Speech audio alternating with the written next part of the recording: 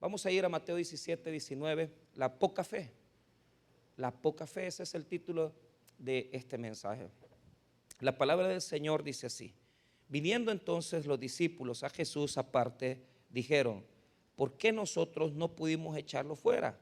Jesús les dijo: por vuestra poca fe, porque de cierto digo que si tuvierais fe como un grano de mostaza, diréis a este monte: pásate de aquí a allá, y se pasará, y nada os será imposible.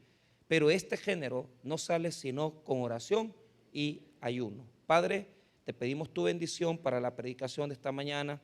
Oramos, bendito Señor, que puedas hablarnos a nuestras vidas de tal manera que podamos recibir una instrucción, que podamos, bendito Señor, instruir a tu pueblo de tal manera que podamos también fortalecer nuestra fe. Gracias te damos por todo en el nombre de Jesús. Amén y amén. Pueden tomar asiento. Muy bien, hablemos del contraste de la poca y de la gran fe, digámoslo así. Miren, por práctica, y se los transmito como lo vivo, ¿verdad? Como lo siento. La fe tiene, podemos decir, la fe puede ser medida, esa es una realidad. La fe puede medirse desde varias perspectivas. Por eso es que la palabra la pone como poca o como gran fe. Pero también tenemos que entender que la fe también tiene que ver con tiempo, y les voy a explicar. Vaya, ante las situaciones que tenemos frente de nosotros, ejercemos una fe pequeña o una fe grande. Pero ante las situaciones que requieren paciencia, es decir, cosas que usted no va a resolver en 2 días, ni 5, ni 15, sino que algunos vamos a resolver problemas en 1 año probablemente. O sea, hay cosas que hay que entender que no se resuelven mágicamente. Entonces, ¿cómo se llama la fe de largo plazo? La fe de largo plazo se llama esperanza. Diga conmigo, esperanza. Y fíjense que la palabra, por eso se conforma así en griego. Cuando hablamos de esperanza, el pis en griego tiene esa conformación. La fe es pistis en esa cuestión de fe, de griego, fe, pistis, quiere decir fidelidad. Entonces, esperanza es fe de largo plazo. ¿Por qué? Porque quiere decir que yo tengo que estar a la expectativa de un futuro que va a venir, pero todavía no está pasando. Entonces, la fe puede tener tamaño, es decir, se mide, es pequeña o es grande, pero la fe también es para tiempo. La fe es esperanza cuando tenemos que esperar algo largo. Yo no sé qué está esperando usted. Probablemente está esperando un milagro, una provisión. Y mire, todos aquí esperamos. Y yo creo que la fe más difícil de sostener es la esperanza. Se los confieso, porque yo creo que en esperanza también muchas veces yo les fallo mucho a Dios en eso. Porque yo estaba hablando con alguien esta semana y como que se me ha bajado aquella expectativa que yo tenía en enero. Yo decía, esto vamos a conquistar, esto vamos a lograr, pero no sé, quizás decaigo en la paciencia, y por eso no tengo a veces la esperanza que Dios quisiera que yo sostuviera.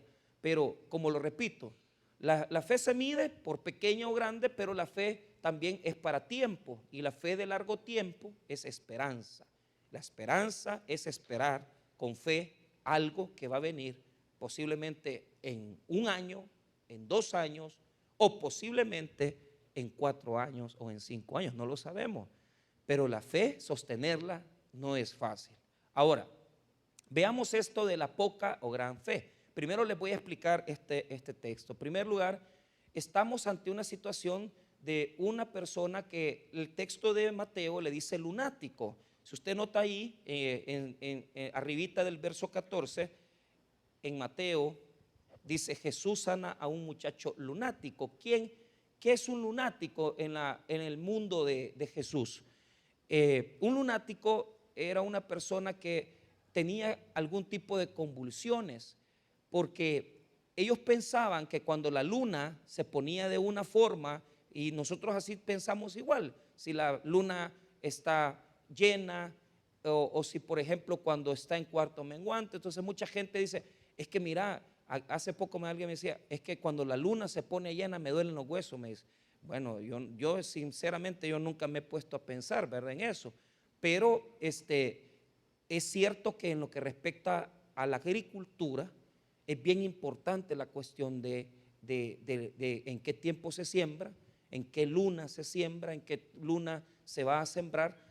Entonces algo tiene que ver, pero los judíos pensaban que la luna afectaba y las personas tenían convulsiones, tenían una experiencia de tirarse al suelo. Eso es bien duro. Nosotros aquí tenemos un hermano que siempre ha estado viniendo desde hace años, Esteban, y a veces ha tocado que en el mismo culto le suceden las convulsiones y entonces se tira. Ya viene la hermana Silvia, otras hermanas a hacerle pasar el momento difícil. Pero este muchacho estaba sufriendo. ¿Y qué sucedió?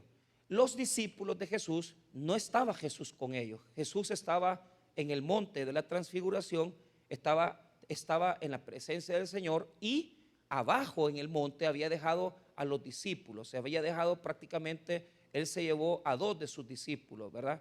Entonces, se llevó a 3. Se llevó a Pedro, se llevó a Andrés y se llevó a Jacobo.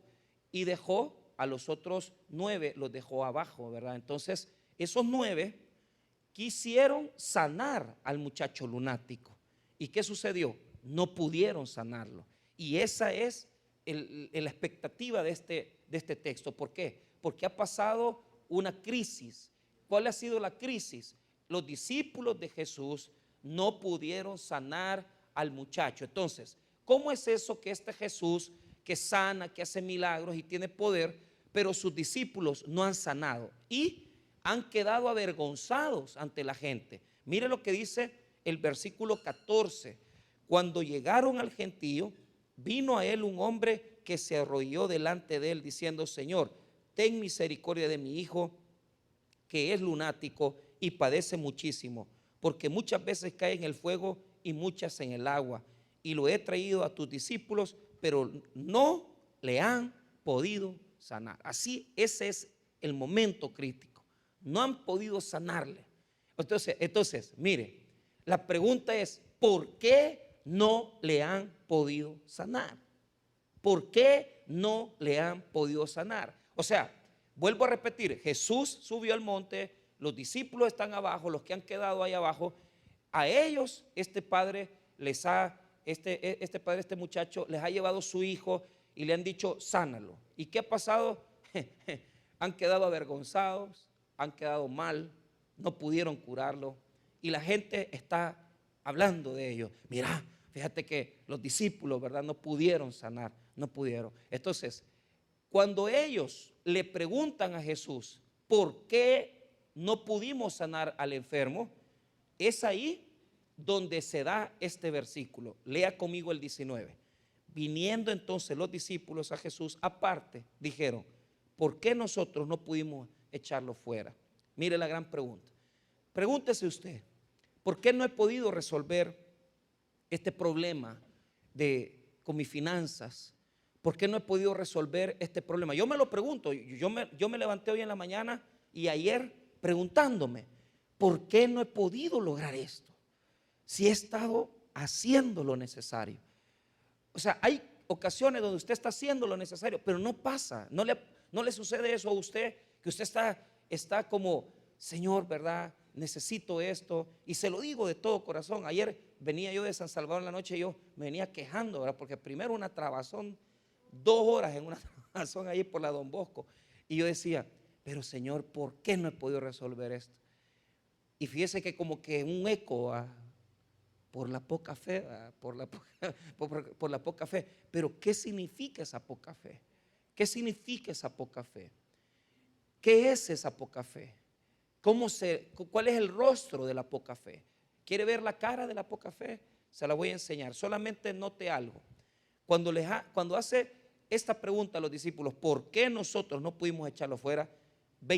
Verso 20, mire, Jesús les dijo: por vuestra poca fe. Por vuestra poca fe. ¿Qué implica eso? ¿Qué implica la poca fe? ¿Qué implica no tener la fe suficiente? ¿Qué implica no tener la fe suficiente? Bueno, para enseñarles la poca fe, les tengo que enseñar la gran fe. Entonces, no puedo explicarles la poca fe si no les enseño una gran fe, pero para que tengan una idea por dónde va la poca fe, solo para que la tengan. Si usted va conmigo y retrocede a Mateo capítulo 14, versículo 31.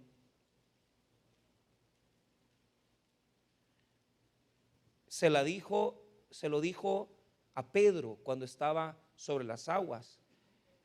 Y Pedro le dijo: quiero caminar, quiero ir donde ti. Pedro no es ningún bobo.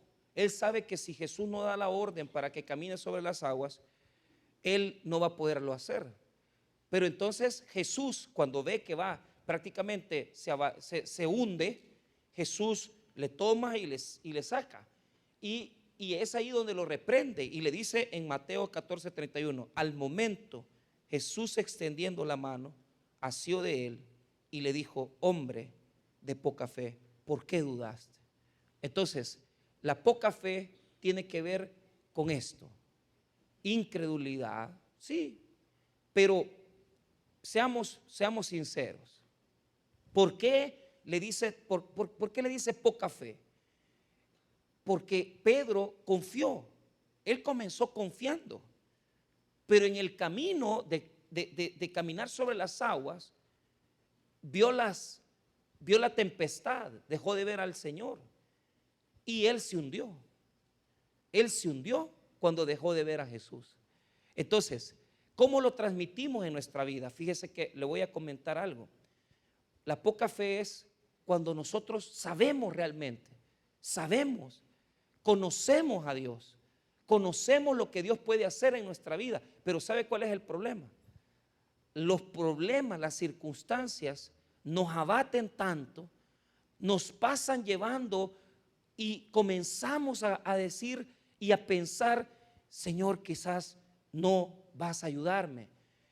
Es una falta de confianza, porque tú sí lo conoces a Dios, tú sí sabes que Dios puede, tú sí sabes que el Señor tiene el poder, pero ¿qué es lo que sucede? Te vienen cobrando, te vienen tocando la puerta, te abaten, te desesperan. El problema de la salud, vas al médico y el médico te dice: fíjese que lo vamos a tener que operar. Y entonces ahí es donde hay un choque, el choque de que vos tenés confianza en Dios, pero el problema te pasa llevando.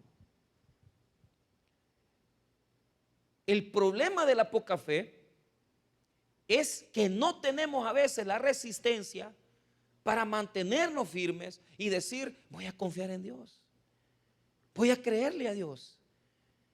Yo, hermano, puedo decir en primer lugar, ¿qué es la poca fe? La poca fe es aquella acción de que cuando viene el problema encima de nosotros, abate lo poquito que creemos en Dios, nos hunde y nos hace pensar que Dios no nos va a ayudar, no nos va a ayudar. Pero ¿cuál es el deseo de Dios? El deseo de Dios es que nosotros, hermanos, aprendamos esta experiencia, que digamos: no, Señor, yo sinceramente, ayúdame, yo quiero confiar, quiero depender de ti. Yo sé, hermano, que es difícil, yo sé que es difícil, pero fíjese que el problema es el siguiente: si no aguantamos la carga del problema, si no soportamos que se venga encima de nosotros la circunstancia, entonces definitivamente, si nosotros en este momento decimos: ya voy a dejar de venir a la iglesia, voy a dejar de orar, voy a dejar de leer la palabra, y entonces, hermano, ¿de qué nos vamos a sostener? Si solo Cristo nos puede sostener en el problema. Entonces cuesta mantener los ojos en el Señor, cuesta. Esto te lo digo de todo corazón, no es fácil. O sea, pasar de una poca fe a una gran fe es un gran proceso. Pero ¿dónde se trabaja? Se trabaja solamente cuando estamos en crisis. Es decir, los problemas sirven para saber si tenemos una gran o una poca fe. Y si nosotros ante las circunstancias no logramos sostenernos viéndola y poniendo la mirada en el Señor Jesús, es ahí cuando nuestra fe se abate, cuando nuestra fe decae, cuando nuestra fe se empobrece. Porque si el problema ha venido a nuestra vida, si en esta mañana la gran mayoría de nosotros estamos teniendo dificultades, denle gracias a Dios, porque es una buena oportunidad para saber si usted tiene una poca o una gran fe, o si usted tiene que crecer en la poca fe que tiene a una gran fe. Entonces, pasar de una poca fe que es incrédula, dudar, una fe que sucumbe, que no soporta, que no es firme, a pasar a una gran fe, es un proceso. Diga conmigo, es un proceso. Es un proceso. No es algo sencillo. Pero si usted me quiere preguntar, pastor, ¿y cómo hago? Mire, primero, si estás así como Pedro y estás hundiéndote, ¿tuviste la fe para comenzar? Sí, tuviste la fe para comenzar. ¿Y qué le toca ahorita? Aguante. Aguánteme. Pero pastor, tengo el agua en las narices. Todo la tenemos. Pero ¿sabes cuál es la esperanza? La esperanza es que solamente aprendemos a tener una gran fe cuando nos hundimos. Y si te has hundido porque decís, pastor, a mí no me respondieron, no me dieron el crédito, mire que traté de sacar adelante esto. Si estás como Pedro porque te has hundido en el agua, es ahí donde vas a aprender a creer en Dios. Y yo alabo al Señor. ¿Por qué? Porque muchas veces en mi vida Él me pone en situaciones de hundimiento. Y tengo 26 años de ser cristiano y Dios no deja de ponerme ahí. Y yo digo, Señor, ¿cuándo me vas a hacer flotar en los problemas? Y yo creo, hermano, estoy 100% seguro que Él va a seguir trabajando mi vida hasta que Él sepa que yo dependo totalmente de Él. Por lo tanto, si estás en esta mañana hasta las narices de problemas, si estás en esta mañana hundiéndote, hermano, y el Señor tiene que rescatarte, no te chiques, hombre. No creas que porque no tenés una gran fe sos pobre. No creas que porque no tenés una gran fe no estás en nada con Dios. El simple y sencillo hecho que estés esta mañana a las 7 de la mañana buscando el rostro de Dios quiere decir que sí tienes fe y que quieres salir adelante. Entonces, ¿qué quiere Dios? Hacer crecer tu fe. Hacer crecer tu fe. Entonces, muchas veces nos vamos a ver ahí hundiéndonos hasta en las narices, pero Dios lo permite para mostrarnos que el camino de la gran fe solamente se logra tomando decisiones, metiéndonos en los problemas, tomándonos de la mano de Dios, viéndolo a Él y esperando que Él nos saque de las situaciones que estamos viviendo. Yo prefiero, hermano, hundirme y que Dios me saque de ese hundimiento a no hacer nada con mi vida. ¿Por qué? Porque fíjese que una de las cosas que me frustra, y digo, ¿será necesario que nos endeudemos y compremos una propiedad que cuesta $150,000? Pero hermano, yo digo, si yo en mi vida he debido tanta plata, yo no debo, o sea, no sé qué es tener una deuda de $200,000. Pero si Dios dice, mira, yo estoy contigo, voy a meterme. La pregunta que yo me hago es, ¿Dios me va a sacar de ahí? Y la respuesta es, si Dios ya te sacó de todas las cosas que has vivido antes, ¿por qué no te va a sacar de las que vienen? ¿Ah? Si Él nunca te ha dejado, si Él nunca te ha abandonado, si Él te ha demostrado que desde que estabas pequeño Él te ha cuidado, te ha hecho prevalecer sobre circunstancias muy difíciles. Ahora yo te digo algo sobre las cosas que vienen, tené fe, tené confianza, porque si Él te sacó de las anteriores, hermano, el Señor te va a sacar de lo que viene por delante. Por eso ese salmo bendito que dice, bendice alma mía Jehová, y oiga lo que dice, y no te olvides de todos sus beneficios. Diga conmigo, no se olvide de lo que Dios ha hecho. Hermanos, si nuestra fe es pequeña, es poca, no se olvide de lo que Dios ha hecho antes, porque Dios va a hacer cosas más grandes en su vida. Pero créale a Dios, confíe. Pastor, estoy hasta las narices. Déjese ayudar por Dios. Y ahí va a aprender a tener una fe grande, pero necesitas poner a trabajar tu fe. Diga conmigo, ponga a trabajar su fe. ¿Cómo? En esta forma, fíjese. Ya les dije que la poca fe es eso, es una inseguridad, es una desconfianza, es una duda que surge a través de los problemas porque nos abaten. Ahora, ¿cómo podemos definir una gran fe? Esa es la contraria. La gran fe es aquella persona que ha podido conocer a Dios y sabe que el Señor puede hacer cosas grandes en su vida. Es una persona que ha aprendido a mantenerse firme y no sucumbe tan fácilmente. Yo quiero que note esto. Si usted va conmigo a Mateo capítulo 8, ahí le voy a enseñar la gran fe. Mateo 8. Fíjese que pocas veces Jesús se lo dijo a alguien. Pocas veces Jesús se lo dijo a alguien. Y comúnmente en el Evangelio de Mateo, Jesús le dice, tienes una gran fe. Solamente a algunas personas en particular. En muy pocas personas. Y esas personas a las que se las dice es a gente que no es judía, sino que gente que es extranjera, es gente que no es de Israel. Entonces, este siervo del centurión estaba enfermo. Y el centurión le manda a decir a Jesús, vení a mi casa y saná a mi centurión. Y saná a mi siervo, le dice el centurión. Pero note esto, solo lea conmigo el verso 5, Mateo 8:5. Entrando Jesús en Capernaum, vino a él un centurión rogándole y diciendo, Señor, mi criado está postrado en casa, paralítico, gravemente atormentado. Y Jesús le dijo, yo iré y le sanaré. Pero mire, ojo, aquí se comienza a dar la gran fe. Mire lo que dice el 8. Respondiendo el centurión y dijo, Señor, no soy digno de que entres bajo mi techo. Solamente di la palabra y mi criado sanará. Porque también yo soy hombre bajo autoridad y tengo bajo mis órdenes soldados y digo a este ve y va y al otro ven y viene y a mi siervo haz esto y lo hace. Al oírlo Jesús se maravilló y dijo a los que le seguían, de cierto digo que ni aún en Israel he hallado tanta fe. Entonces, ¿por qué? ¿Por qué es eso?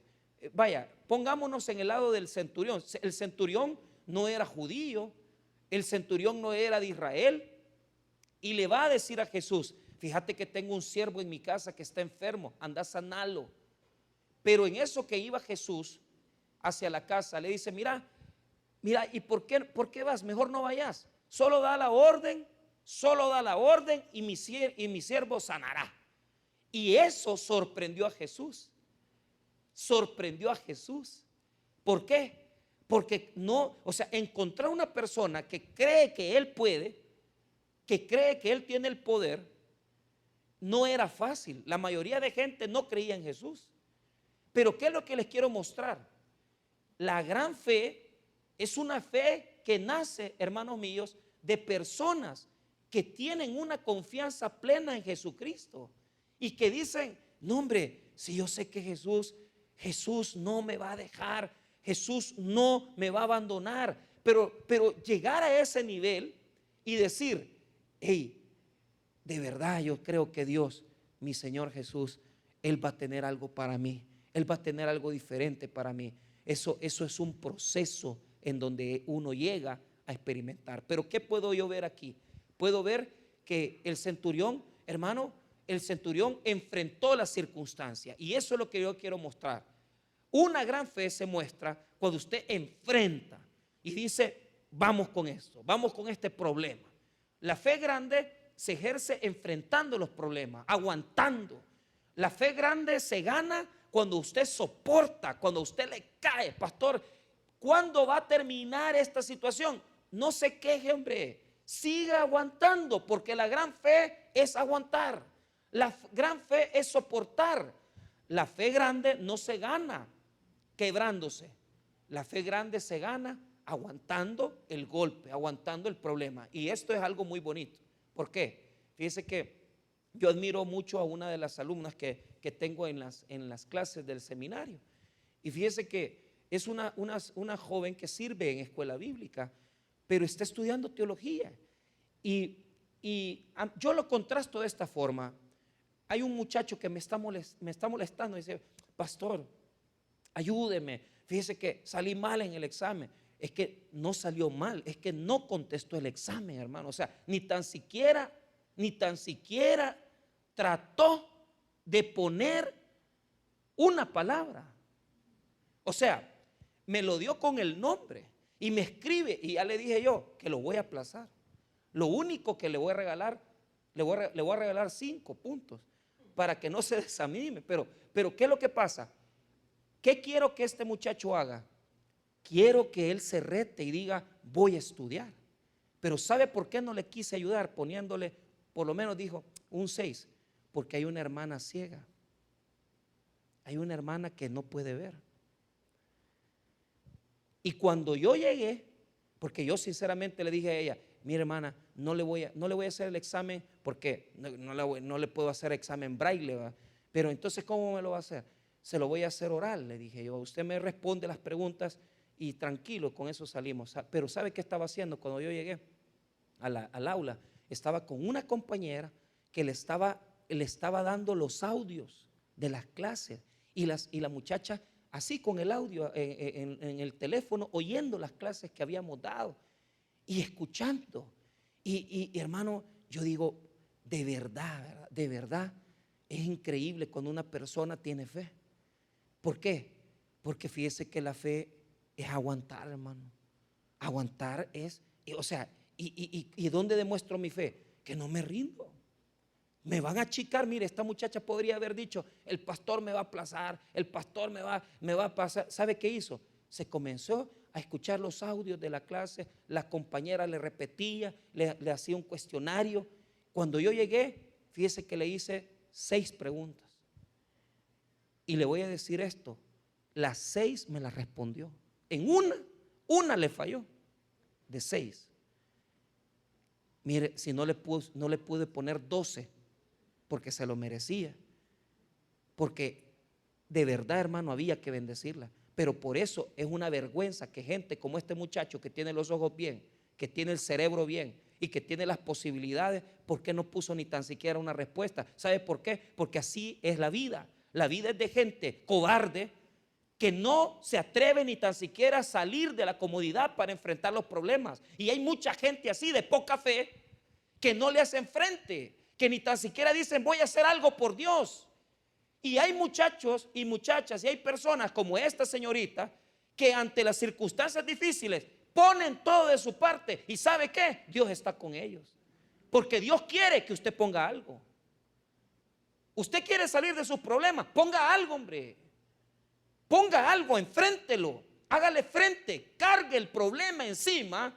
Deje de estar chillando, deje de decir es que a mí Dios no me quiere, y vaya, enfréntelo, aguante, tenga coraje, deje de llorar, porque Dios le va a ayudar si usted enfrenta el problema. Ahí hay fe. Ahí hay fe. Imagínese si hubiera quedado esta muchacha ciega y decir, no, es que mire, como yo soy ciega, entonces ayúdeme, pastor. No. Y así es la vida. Así de real es. La vida está llena de gente cobarde como el otro, que tienen las posibilidades, pero no ganan porque no creen que Dios puede. ¿Por qué no puso otra? Hay una señora, que también la admiro, una adulta mayor. ¿Y dónde yo veo su fe? Tiene 69 años. Viene de un cantón de Metapán y viene a recibir clases los días sábados, hermano. Si ya esta señora ya tiene 69 años, imagínese lo que le cuesta salir de su cantón. Y se viene a escuchar las clases, no falta clase, ahí está la señora, hace el esfuerzo. No le digo que responde bien, pero ¿sabe qué? En el examen yo veo, vaya, esta señora hace un gran esfuerzo para venir a clase, no falta clase, y hay un montón de haraganes que pastor, no voy a llegar. ¿Y por qué? Que es que siento una gripe. Ay, que no sé qué, ahí le voy a mandar la ¿cómo se llama? La incapacidad. Sí, y eso ya me lo puedo. Yo tengo un montón de amigos doctores que me firman incapacidades, haraganes, sinvergüenzas. Entonces yo digo, ni les respondo, hermano, porque me caen tan mal los cobardes. Porque eso es cobardía, fíjese. Eso es cobardía. O sea, es que nosotros los cristianos somos hombres y mujeres que pastor, mire, estoy herida de aquí, véngase a la iglesia, hombre. Mire que la pierna no me sirve, arrástrese. Que mire que en la casa mi marido está en infidelidad, no me pagaron el sueldo. Hermano o hermana, usted es una persona que aunque tenga heridas en su cuerpo, usted no tiene que dejar de perseverar. ¿Por qué le ayudo a la ancianita? Porque, hermano, hay un montón de jóvenes que viven en San Salvador, cerca, haraganes sinvergüenzas, que solo son excusas. Así en el cristianismo. Ojo con esto. Hay un montón de gente que solo excusas pone. Mira, ¿y cuándo vas a arreglar tu vida? No, es que mire, yo tengo que dejar primero a la primera mujer y después a la segunda. No, hombre, o sea, ¿cuándo vas a dejar de poner excusas, cobarde? ¿Ah? ¿Cuándo vas a dejar de poner excusas a tus pecados? Esta señora ha demostrado eso, capacidad. Porque yo digo, cuánto joven, ¿verdad?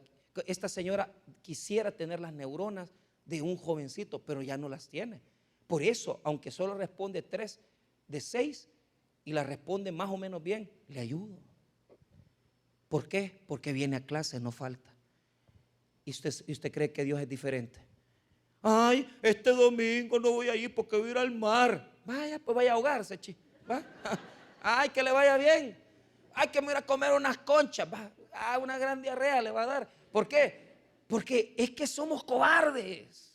Es que no tenemos esa fuerza, esa fe, esa cosa de que no voy a faltar a mi culto. Voy a venir a la casa de Dios. Voy a venir a adorarle, voy a venir a exaltarle. No entendemos que la primacía de intereses, que la primacía de la adoración, que la primacía de exaltar a Dios vale más que cualquier cosa. Porque por el simple hecho de usted estar aquí, ya usted lleva una bendición. Pero hay mucha gente que ni a clase quiere venir y por eso son fracasados en su vida. Porque no quieren entender que lo primero, lo segundo y lo tercero es Jesucristo en nuestra vida. Es Jesucristo. Salga de su incapacidad, salga de poner excusas, salga de esa circunstancia de vida, de comodidad, salga de ahí, enfrente las situaciones. Este hombre dijo, mira, no vayas, solo di la palabra y mi siervo sanará. ¿Sabe qué yo veo aquí? Personas prácticas. Personas que no se complican. Solo di la palabra, Jesús. Yo no necesito que vengas y que hagas y que vengas a la casa. No, solamente di la palabra. Di la palabra, Señor. Pero hay personas que complican tanto las cosas y no son capaces de ni tan siquiera hacer el milagro más grande. ¿Sabe por qué? Porque el milagro más grande es lo que usted hace. Porque si usted no cree, Dios no lo puede bendecir. Yo le digo esto. La Biblia enseña un principio. Yo pongo de mi parte y Dios hace la suya. ¿Qué pasó cuando resucitó a Lázaro? Les dijo a los que estaban ahí, oiga lo que dijo, quiten la piedra. ¿Qué hizo Jesús? Da la palabra y dice, Lázaro, ven fuera. ¿Qué ven ustedes ahí? El hombre pone de su parte y Dios hace la suya. ¿Qué pasó cuando salieron de Egipto? Y viene Moisés y está frente al mar y le dice a Dios y comienza, Dios, hemos venido hasta acá, hemos venido hasta aquí, tenemos el mar. La gente está ya renegando que nos vamos a morir aquí frente al mar. La gente, ¿qué comenzó a hacer? A quejarse, a decir que Dios los había abandonado. Y entonces Dios le dice a Moisés, di al pueblo que marche. ¿Qué hace Moisés y el pueblo? Comienzan a caminar y el mar se abre. ¿Sabe por qué? Porque hay que salir de la poca fe. Y la poca fe se vence haciendo lo que me corresponde hacer. Haga su parte. Dé el paso. Ponga lo que usted tiene que poner. Y Dios hará lo que Él tiene que hacer. Pero ¿qué es lo que sucede?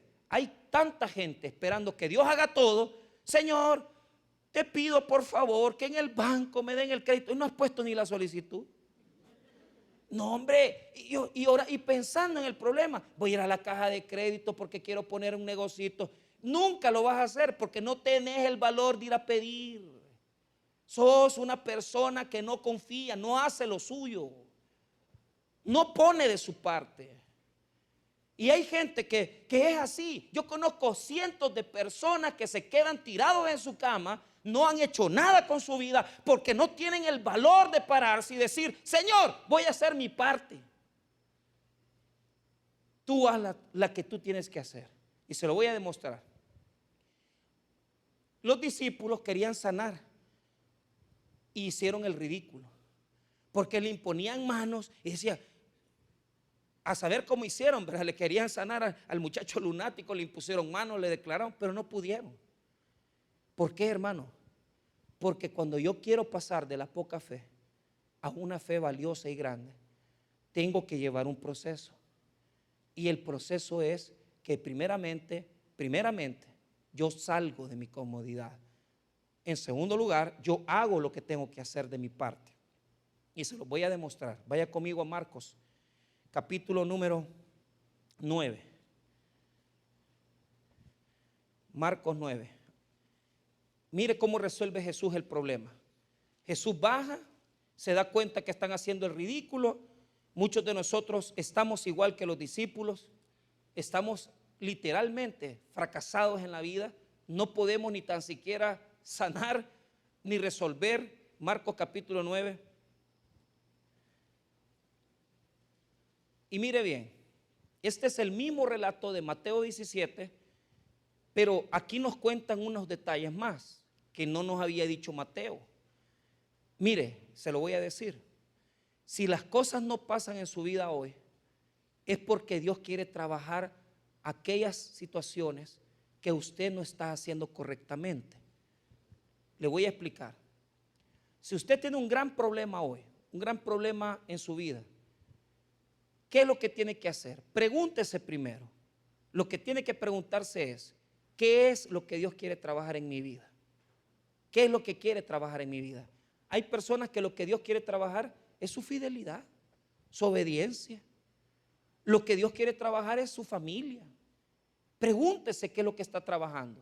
¿Por qué? Porque el milagro no es un arte de magia, no es que lo va a resolver ya. No, tiene un proceso que seguir. Y los de poca fe tenemos que ser capaces de ir dando pasos para cambiar. Entonces, ¿qué hizo Jesús? Fíjese que Él se tomó el tiempo. Diga conmigo, tómese el tiempo. Para arreglar problemas, tómese el tiempo. Revísese.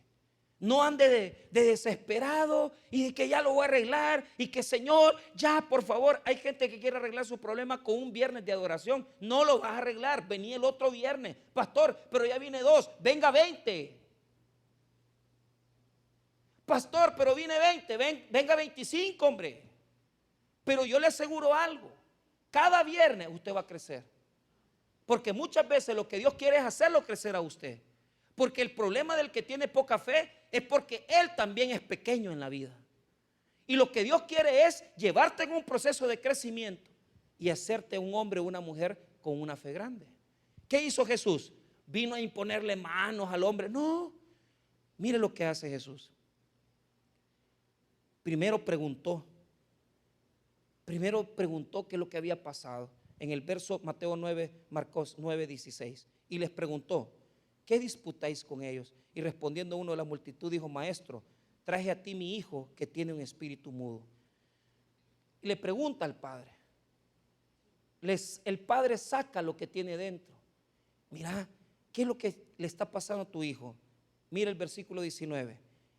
Y respondió él, les dijo, oh generación incrédula, ¿hasta cuándo he de estar con vosotros? ¿Hasta cuándo os he de soportar? Traédmelo. ¿Por qué? Porque no se habían tomado el tiempo ni de preguntarle el problema al padre.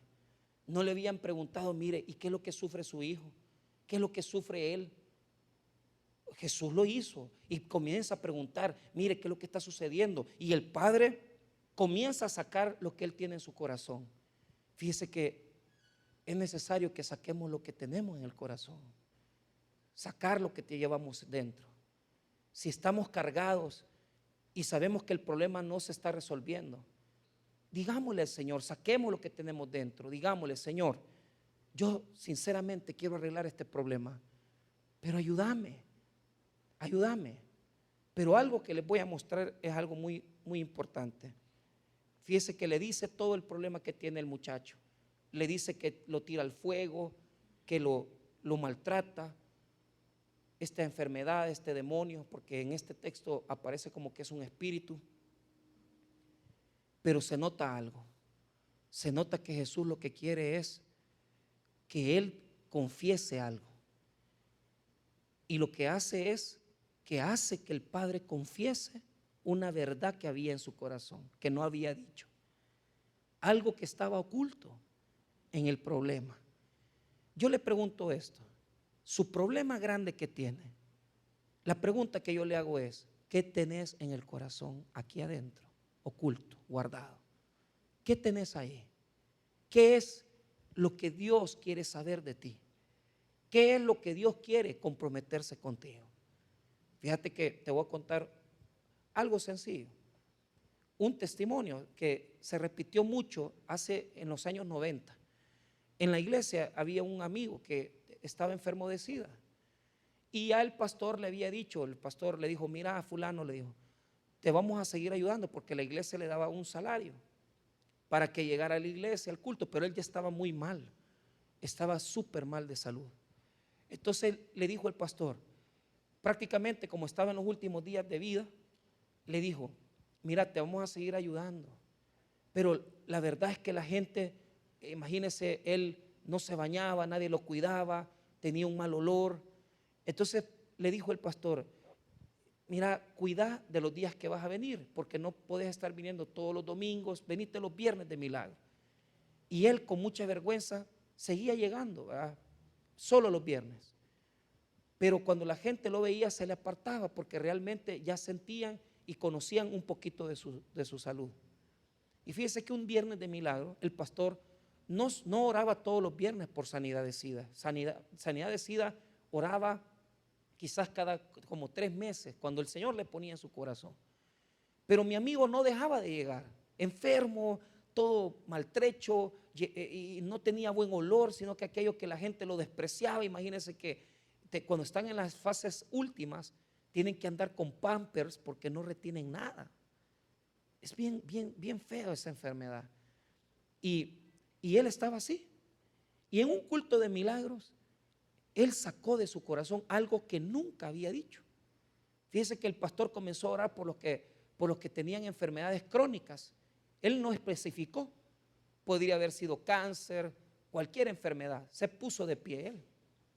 Pero dice él que en el momento que el pastor estaba orando, ¿verdad? El pastor comenzó a decir, aquellos que no le sirven al Señor y le quieren servir, y en ese momento el Espíritu Santo le puso en su corazón, decirle a Dios que le vas a servir como pastor, te vas a poner a estudiar teología. Y fíjese que él había sufrido muchos meses y casi 2 años con esa enfermedad. Y él dijo, en ese momento, Señor, si me sanás, yo te sirvo. Yo le hago una pregunta, ¿qué es lo que Dios le quiere sacar a usted? Fíjese que yo me pregunto qué es lo que me quiere sacar a mí y me da miedo, porque yo siento que ya, Señor, ¿y qué más te voy a dar? Si ya te di mi vida, te di todo, soy tuyo, pero todavía, hermano, se lo digo de todo corazón, todavía hay cosas que yo digo que Dios quiere sacar de mí. Y yo siento que Él quizás quiere que yo le haga una promesa o un compromiso. A mí, nuestro pastor nos enseñó a hacer pactos con Dios. El hombre no puede hacer pactos con Dios porque solo Dios puede hacer pactos con el hombre. Pero fíjese que esa palabra es muy bonita. ¿Sabe por qué? porque demuestra que usted tiene compromiso. Yo le hago una pregunta: ¿será que Dios quiere un compromiso suyo? Y sacárselo de su corazón y decir: Señor, me comprometo. Fíjese que mi amigo hizo esa promesa: Señor, si vos me sanás, y el pacto fue: si vos me sanás, yo te sirvo como pastor. Y fíjese, hermano, que él dice, yo creo que eso se lo inventa, se lo soy bien sincero, eso se lo inventa, porque dice que sintió algún calor en el cuerpo y que no sé qué, y va, cada quien le pone el aderezo que quiera. La cosa fue que cuando llegó a la unidad de salud, el examen, hermano, todos cada 3 meses hacen evaluaciones y le vuelven a hacer el mismo examen de VIH, y cuando se lo hace, sale negativo, tanto que se lo hicieron 2 veces, hasta una tercera vez, y la enfermera y el doctor no creían lo que estaba pasando. ¿Qué es lo que estaba pasando? Que Dios, por medio del problema, sacó del corazón de él lo que él no quería hacer por Dios. Pero como los pactos son de Dios, él se puso a estudiar teología, se graduó, porque Dios lo sanó. Es pastor, sirve en una iglesia, es profesor también. Pero yo digo: Señor, ¿hasta dónde me quieres llevar? Porque fíjese que Dios lo topa a uno, lo topa. O sea, lo pone en una situación de: dame lo que yo quiero. Usted no se lo quiere dar, pero Dios se lo va a sacar. Usted está reteniendo y usted dice: no, no te doy esto. Dáselo, hombre. ¿Para qué vas a pelear con Dios? Si con Dios nadie pelea. A Dios no podés resistirlo, porque Él es poderoso. Él es el dueño de tu vida. Todo lo tuyo es de Él. No puedes quitarle nada. Todo le pertenece a Él. Dáselo, entregáselo. Nos va a topar al cerco. Nos va a topar al cerco. Pero cuando estemos topados, porque tenemos que crecer de la poca fe a la gran fe, saque lo que tiene. Y este padre sacó lo que tenía. ¿Y qué es lo que tenía? No creía en Jesús. No creía que Dios podía. Ve el versículo 23, 9:23. Jesús le dijo: si puedes creer, al que cree, todo le es posible. E inmediatamente el padre del muchacho clamó y dijo: creo, ayuda mi incredulidad. ¿Qué le dijo? Ayuda mi incredulidad. El padre no creía. No creía. Y lo que Jesús hizo es sacar eso de dentro. Y sabe, Jesús sanó a este muchacho, le dio su milagro, le dio su restauración. Pero fue necesario que el padre creyera, se comprometiera con Dios. ¿Quiere saber cómo va a resolver su problema?